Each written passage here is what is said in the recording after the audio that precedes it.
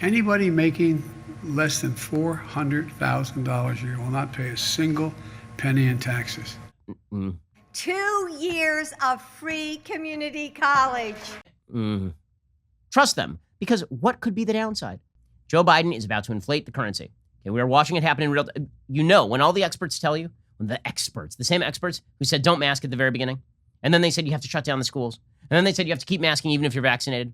When that same cadre, the new ruling class, I talk about this group of people and how they are formed in my brand new book that is coming out in July, The Authoritarian Moment. You can go check that out for pre-order right now.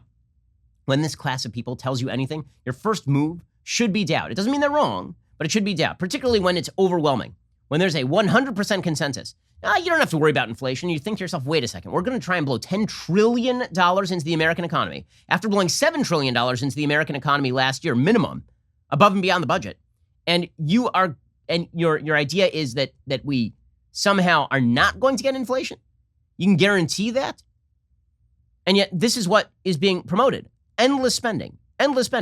Joe Biden, by the way, again, the man cannot speak sentient paragraphs at this point. So yesterday, he just told the overt lie that if you make under $400,000, you won't pay a single dollar in taxes. Presumably, he meant you won't pay a single additional dollar in taxes, which again is a lie. Corporate taxes hit people who make under $400,000 a year. Also, the White House says that if you're a couple making $400,000 a year, that means that you will be subject to the $400,000 penalty. So if you make $250,000 and your wife makes $150,000, or the reverse, you will be paying the same tax rate as the guy who makes $400,000 a year. It's a pretty major change from his original promise. Sounds like two individuals who aren't making $400,000 paying higher taxes. In any case, here was Joe Biden just saying ridiculous things about taxes.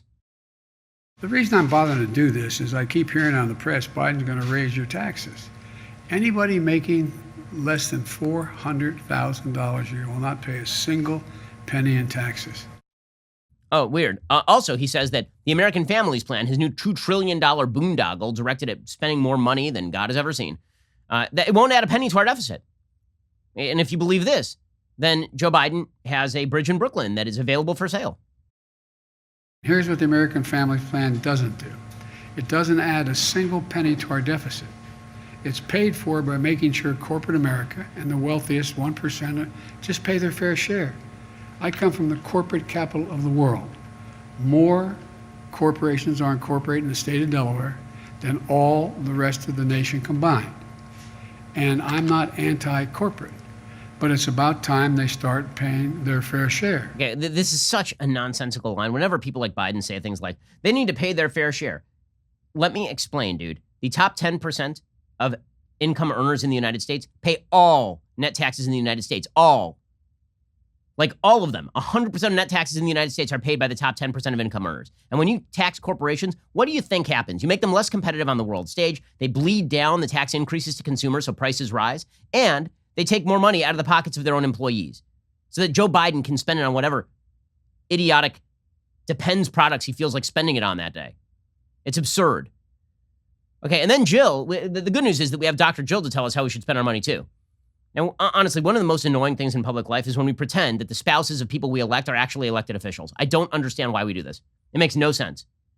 Like, yes, my wife is a doctor. Also, don't come to me for medical advice. Go to my wife for medical advice. I didn't go to medical school. She went to medical school. I do politics. Don't go to my wife for her political prognostications. She doesn't know things about that. Why in the world do we treat the first lady? This is true in bipartisan fashion. We didn't elect Joe Biden. We didn't elect Hillary Clinton to be the co-president of the United States, as Bill Clinton once suggested. We did not elect Laura Bush. We did not elect Michelle Obama. It seems to really only apply with Democrats, where they actually try and make the first lady into a political figure of some sort of weight and impact. But it is a point of high irritation to me that we pretend that the first lady should have any impact on American public life. She's along for the ride, and it would be Douglas Emhoff is a dude. I care zero bleeps about what Doug Emhoff has to say. He is not an elected official. But here's Jill Biden, who wrote an amazing dissertation, an incredible dissertation on junior college when she was at the University of Delaware. She worked hard for that doctorate for a DDS in education at a university with a building named after her husband. I mean, no inside baseball there at all. It was probably the best dissertation anybody ever wrote, except for how it wasn't because it's publicly available. Anyway, here's Dr. Jill, the greatest doctor in all the land, explaining that in her opinion, we should just bust out the wallet and start spending for free community college for everybody, because that's really what we need. What we need is credential inflation. We need to make sure that people who only graduate high school are disadvantaged as compared to people who go to community college and study a couple of years in English lit. Makes perfect sense. Here's Jill Biden saying silly things. Community college graduates provide more security for their families. They invest in their local schools and businesses, and they bring needed skills to our workforce, helping us to meet the challenges of the 21st century. That's why we need 2 years of free community college. Yeah! We need 2 free years of community, and free chicken. And everybody needs 2 belly buttons. And a horse. That's what we need. And all the money, and blowing money into the economy, it won't have any impact at all. You know how we know it won't have any impact? Because the smartest people have told us it won't have any impact at all. I mean, in fact, they say inflation is not going to hurt us in any way. Also, New York Times today, widespread commodity shortages raise inflation fears. Oh, who could have predicted that blowing needless money into an economy that's already in a state of recovery would inflate the currency and inflate prices? Who could have predicted such a thing, except for any person who understands how inflation works?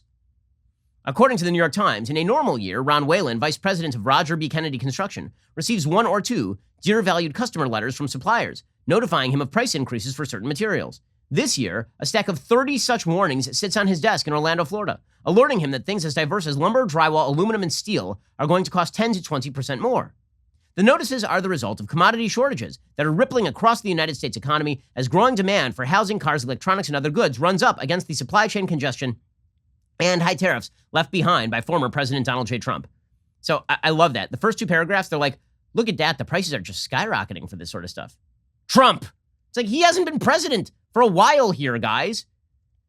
Like, he hasn't been here since January. And I'm noticing that it says this year, a stack of 30 such, this year is 2021. Donald Trump was president of the United States for a grand total of 20 days in 2021. Now, I'm no fan of tariffs, but the chief driver right now of inflation ain't the tariffs. The chief driver because it would have been the driver of inflation a year ago or 2 years ago. The chief driver of inflation right now is the fact that you are blowing into the economy money you do not need to spend and has not been created yet.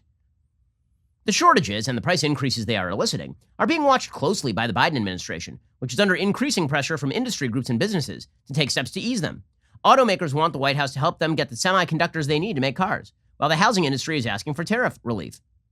Pressure to intervene could intensify as the administration pushes for a multi-trillion-dollar infrastructure investment package that includes money for building roads, bridges, and electric vehicle charging stations, all of which could become increasingly expensive if prices keep rising. Why they haven't waited for things to settle down and get back to normal? We keep waiting for things to settle down and get back to normal, but they haven't, said Mr. Whalen.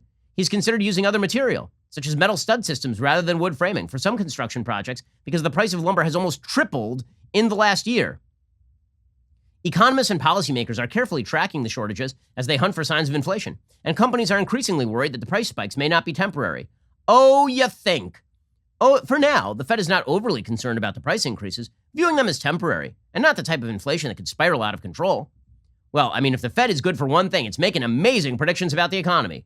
They did an amazing job in the lead up to the Great Recession. And they did an unbelievable job in the lead up to the dot-com. And they did an incredible job in the lead up to the Yeah, the experts. Trust them. Trust them on COVID, where they have been wrong throughout. Trust them when it comes to race, where they are not just wrong but evil. Trust them when it comes to blowing money into the economy we don't have, because what could be the downside? What could be the downside? And the answer, of course, is that the downside is precisely the reverse of what they are promising. Less prosperity, less earnings, less lifestyle, less equality, less equity, by the way, less fairness. How's this for a title? Ben Shapiro Show subscriber destroys like button with clicks and logic. I'd watch that. Make it happen, gang.